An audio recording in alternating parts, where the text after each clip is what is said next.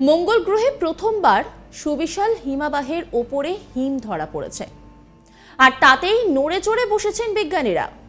তাহলে কি এবার সেখানে প্রাণের সন্ধান পাওয়া যেতে পারে? তা নিয়েই প্রশ্ন দানা বেঁধেছে।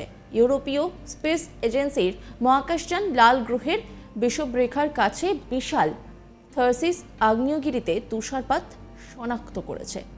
এমন একটি অঞ্চল যা এই ধরনের হিমায়িত গঠনের জন্য খুব উষ্ণ বলে মনে করা হয়, আর সেই ছবি ক্যামেরায় ধরা পড়েছে।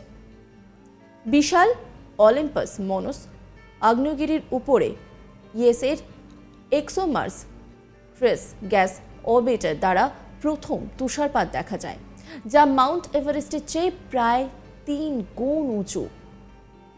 ব্রাউন ইউনিভার্সিটির প্রধান গবেষক অ্যাডামস ভ্যালেন্টিনাস বলেছেন, মঙ্গলবার বিষুবরেখার চারপাশে তুষারপাতের জন্য এটি অসম্ভব।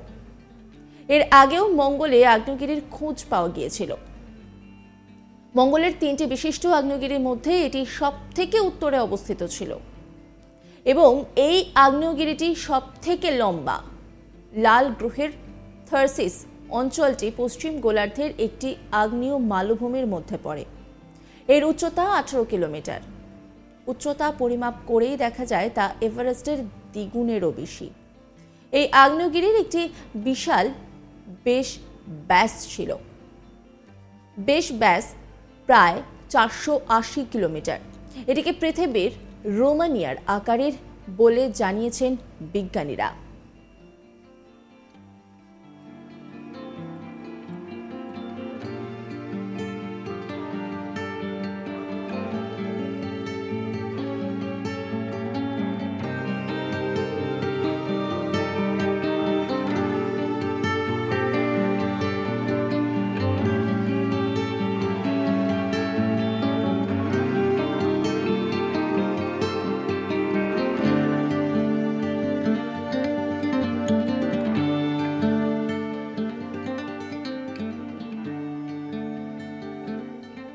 এই উচ্চতা দেখায় যে অ্যাস্ট্রিয়াস মনসের উচ্চতা মাউন্ট এভারেস্টের চেয়ে বেশি, যার উচ্চতা 2020 সালের মার্চ পর্যন্ত সমুদ্র পৃষ্ঠ থেকে 8848.86 মিটার। অ্যাস্ট্রিয়াস মনসের থেকে বেশি উচ্চতা একমাত্র অলিম্পাস মনসের। অলিম্পাস মনস কেবল মঙ্গল গ্রহেরই নয়, পুরো সৌরজগতের সবথেকে উঁচু আগ্নেয়গিরি। এর আগে মঙ্গলে উত্তাল নদীর প্রমাণ পেয়েছিল নাসার পার্সিভারেন্স মার্স রোভার। নাসার পার্সিভারেন্স মার্স রোভার চাঁদের এমন সব ছবি তুলে ধরেছিল যেখানে রয়েছে অকাট্য প্রমাণ। নাসার পার্সিভারেন্স মার্স রোভারের মাস্ট ক্যাম্প জেট যন্ত্রের সাহায্যে তোলা শত শত ছবিকে একত্রিত করে একটি যৌগিক চিত্র তৈরি করা হয়। সেই নতুন ছবিগুলি প্রমাণ দেখিয়েছে প্রাচীনকালে নদী প্রবাহিত হতো মঙ্গল গ্রহে। একসময় লাল গ্রহের উপর দিয়ে প্রবাহিত হয়েছিল নদী। গ্রহের পৃষ্ঠের অনেক গভীরে যে নদী প্রবাহিত হয়েছিল তা কিন্তু নয়।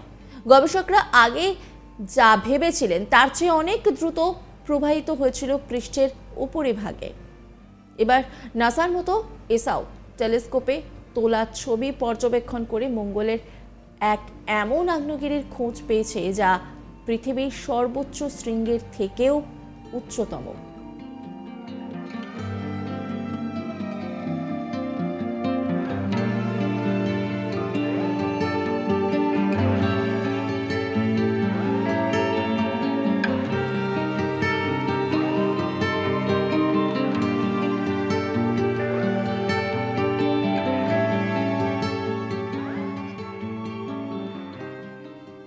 ফলে চাঁদের পর মঙ্গল নিয়ে যে এখন বিশ্বের সমস্ত মহাকাশ সংস্থার নজর, তা একের পর এক আবিষ্কার ও গবেষণালব্ধ তথ্যেই প্রকাশ পাচ্ছে।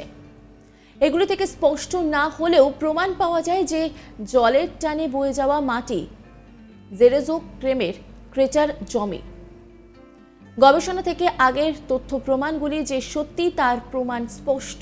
ঠান্ডা শুষ্ক প্রাণহীন মঙ্গল গ্রহ যে একসময় উষ্ণ ভেজা ছিল। এছাড়াও জানা যায় এই মঙ্গল গ্রহই একসময় বসবাসের উপযোগী ছিল।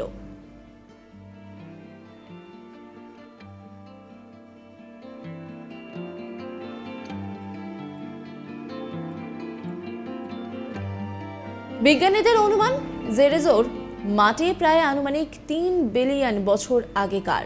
2021 সালের ফেব্রুয়ারিতে অবতরণের পর বিজ্ঞানীরা জানতে পারেন যে শিলাটি আগ্নেয়গিরির মতো ছিল। শিলাটি জলের সংস্পর্শে আসার কারণেই তার পরিবর্তন হয়। পেইজের মতে পাললিক স্তর গঠনের আগে ও পরে শিলাগুলির ক্ষয় হয়েছে।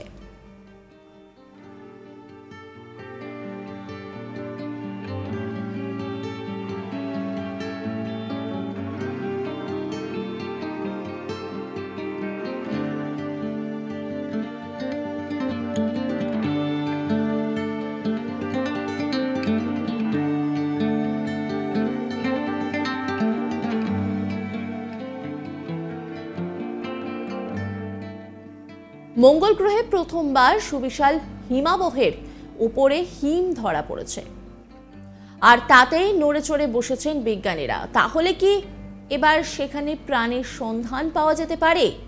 তা নিয়েই প্রশ্ন দানা বেঁধেছে। ইউরোপীয় স্পেস এজেন্সির মহাকাশযান লাল গ্রহের বিষুবরেখার কাছে বিশাল থার্সিস আগ্নেয়গিরিতে তুষারপাত শনাক্ত করেছে। এমন একটি অঞ্চল যা এই ধরনের হিমায়িত গঠনের জন্য খুব উষ্ণ বলে মনে করা হয়, আর সেই ছবি ক্যামেরায় ধরা পড়েছে। বিশাল অলিম্পাস মনস আগ্নেয়গিরির উপরে ইয়েসের টিজিও দ্বারা প্রথম তুষারপাত দেখা যায়, যা মাউন্ট এভারেস্টের চেয়ে প্রায় 3 গুণ উঁচু।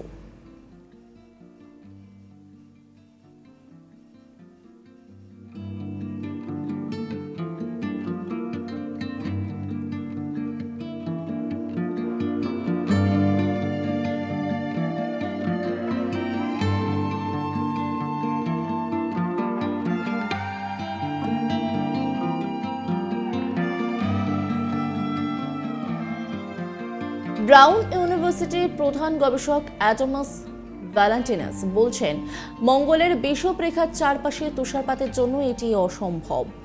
এর আগেও মঙ্গলে আগ্নেয়গিরির খোঁজ পাওয়া গিয়েছিল। মঙ্গলের 3টি বিশিষ্ট আগ্নেয়গিরির মধ্যে এটি সব থেকে উত্তরে অবস্থিত ছিল এবং এই আগ্নেয়গিরিটি সব থেকে লম্বা। লাল গ্রহের থার্সিস অঞ্চলটি পশ্চিম গোলার্ধের একটি আগ্নেয় মালভূমির মধ্যে পড়ে। এর উচ্চতা 18 কিলোমিটার। উচ্চতা পরিমাপ করেই দেখা যায় তা এভারেস্টের দ্বিগুণেরও বেশি।